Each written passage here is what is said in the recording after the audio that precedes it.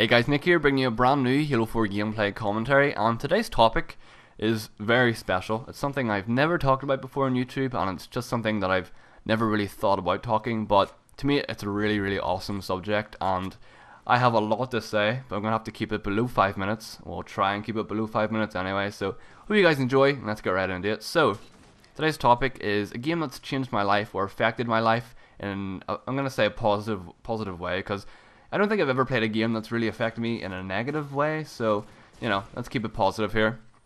So, I've been playing games for about 17 years now, and that's a long time to be doing anything, and over that 17 years I've played loads of games, and I'm talking hundreds of different games, so I had a lot to rack my brain over. I had a lot of thought put into this. It took me a while to think of a game that's really affected me that much that I should talk about it in a video for you guys. So, I went back to my childhood, and there's only one game that really stuck out to me from my childhood. One game that I will probably always remember, and I will always have fun on no matter when I play it, and that game is Pokemon.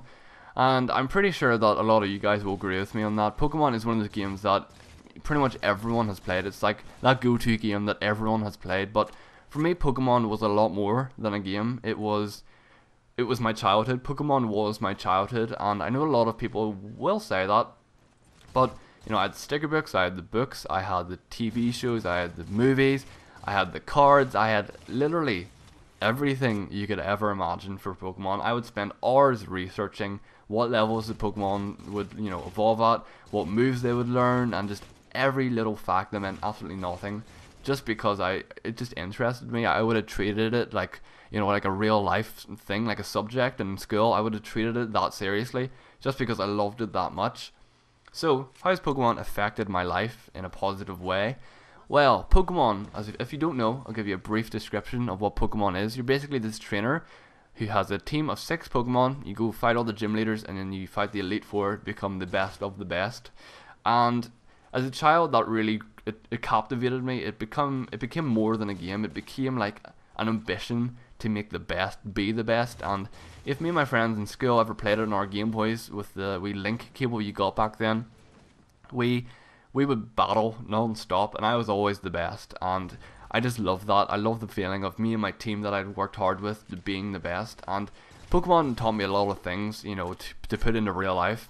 And that was, my Pokemon, I would have treated them with extreme care. I would have made sure they were always happy, made sure that they were always doing the best that they could. And if they weren't doing the best, I would, take all the other Pokemon out of my team and just slowly train them until they became better and on par with all the rest. So, whenever I got my dog when I was like 9 years old, I did the same with that. I would have made sure my dog was always happy, make sure everything was good for it, and everything was always just great, and my dog was always happy, just the exact same as I would have treated my Pokemon in this game of mine.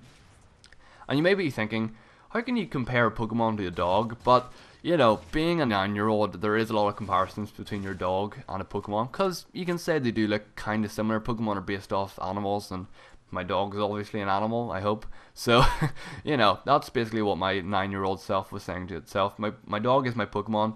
I just can't stick it in a tiny ball and throw it at people. So, that's basically what Pokemon's meant for me. It's really just taught me to treat things as carefully as I can, to always make sure that they're happy, and to make sure that they're in the best condition that they can. And that's what my dog was. My dog, which I absolutely adore, it's basically my Pokemon in real life. That's what I think of it as, and it's really awesome. You train your Pokemon, you give them nicknames, you become really attached to them.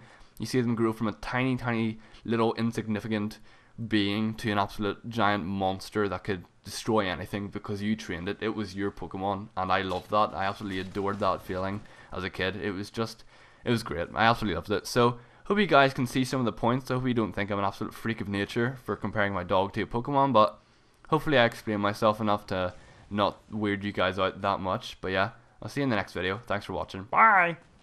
What's going on, guys? I'm FireWildKid here, and today I'm bringing you a Project Onyx entry sort of video here, and it's the topic that I cleaned up set was how have games changed my life.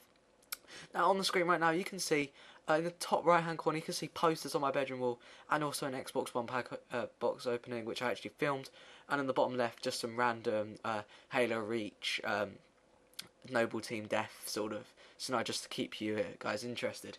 Anyway, some sort of minor stuff that have affected my life through games is, I'm sure many of you, as I have, as you can see, have had posters on your bedroom wall. Now, they sort of add character to your bedroom. Like, it would be really plain without posters. I'm sure many of you have.